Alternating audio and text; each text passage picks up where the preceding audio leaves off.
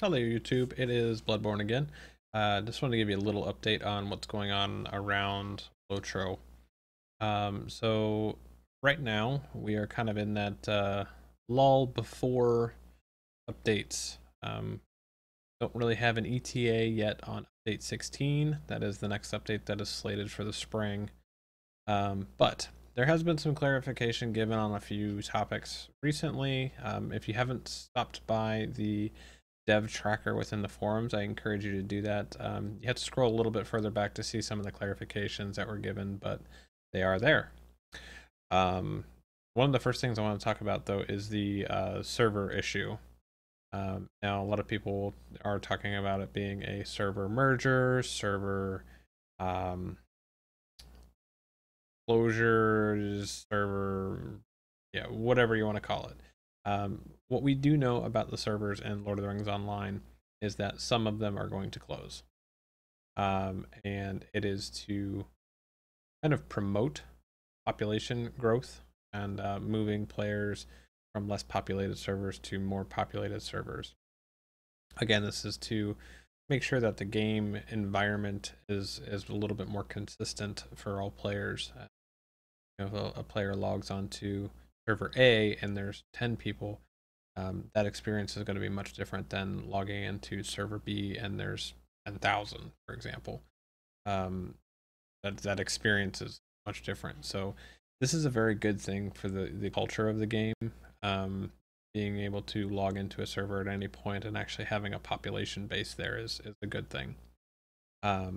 There's obviously concerns about movement and moving your kins and players that are going to be on different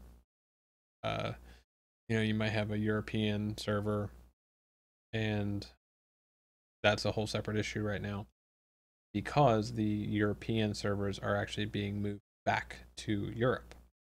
So if you are a someone who lives in Europe and playing on a North American server, you're typically going to have higher latency and potentially more connectivity issues than somebody that is playing a North American server that lives in North America.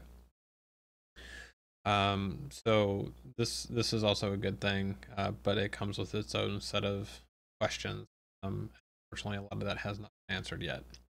But in last Thursday's Thursday Fun with Freelorn, they did say that things are still moving with the server upgrade stuff.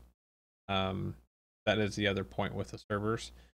The idea behind it is we will have fewer, more populated servers on better hardware. That's huge.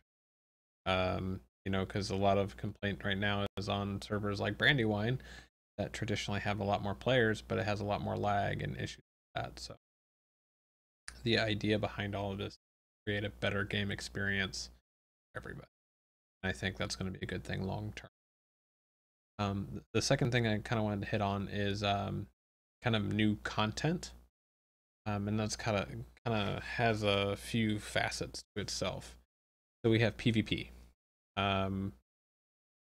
Nothing is set in stone with it, but the general consensus from players and the development team is that we are going to get a new PvP map with Osgiliath. It won't be launched at the same time as Osgiliath.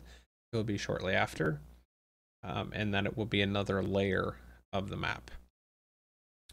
The other thing about the PvP aspect is that with a new area that is going to promote smaller group-based or smaller group combat in close quarters, this is going to be awesome. If it's anything like I have it pictured in my head, it's going to be awesome. Because right now, if you go out to the Ettenmoors, it's a pretty grim scene because all it is really is, if you're on a bigger server, it's raid versus raid all the time, push pull, nothing really being done. And if you go to a smaller server, you might not even see anybody out there. What was said as well is that with the PvP map change, they don't want it to just be a map change. What they want is for this to be systematic changes to the way PvP functions in this game, which has me pretty excited. I'll be honest. I like PvP. I like the smaller stuff, skill-based combat versus just whoever has the numbers wins. That's fun every now and then to me, but it's not why I like to PvP. Also, in that kind of content area, we are getting our traditional instance-based content back. We are getting 3 and 6 mans. It is an instance cluster. It will be released with Osgiliath. We don't know how many instances, but they are going to be 3 and 6 man. We had a talk with Freelorn a few weeks ago, and he was pretty excited about this area, in that the team that is, the Turbine development team, it's a smaller team, but it's more focused on, what the players want. And we're starting to see that. We haven't seen it for a long time. Excuse me. We're starting to see more people in the dev tracker talking and addressing issues. We're seeing people on the live stream and asking questions to the developer that's sitting right next to them. So I think we're seeing a change, and it's a good time for it. I mentioned this in a live stream. I thought it was kind of ironic that where they were in the story, that Gandalf the White came back at the turn of the tide. And that's kind of where we were in the story, and that's kind of what's happening with the game. Is there's a turn of the tide right now, and I think we're headed in a good direction. So I think if you took a break from the game, or you're not happy with it, now's the time to get hyped about it again and tell other people about it, because I think we're going to see some good changes. It's going to make a lot of people happy. We've got some other things like the legendary imbuing. We don't really have any details on that at all, to be honest with you. The only details that we've even seen is that, hey, this thing's coming.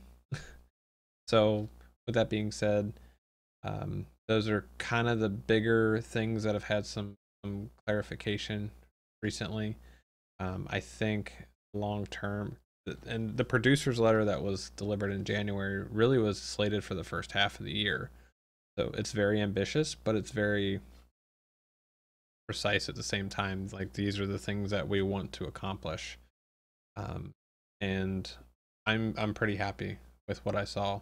And just a little add-on, if you did not catch this most recent Thursday Fun with Freelorn, which would have been, let me look at the date here. So it would have been March today, February 26th.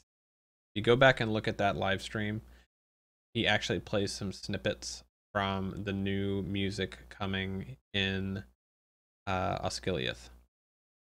It sounds good. I was worried when I heard Chance Thomas wasn't going to be doing the music for LOTRO anymore, and hearing some of the stuff that had come out in the past.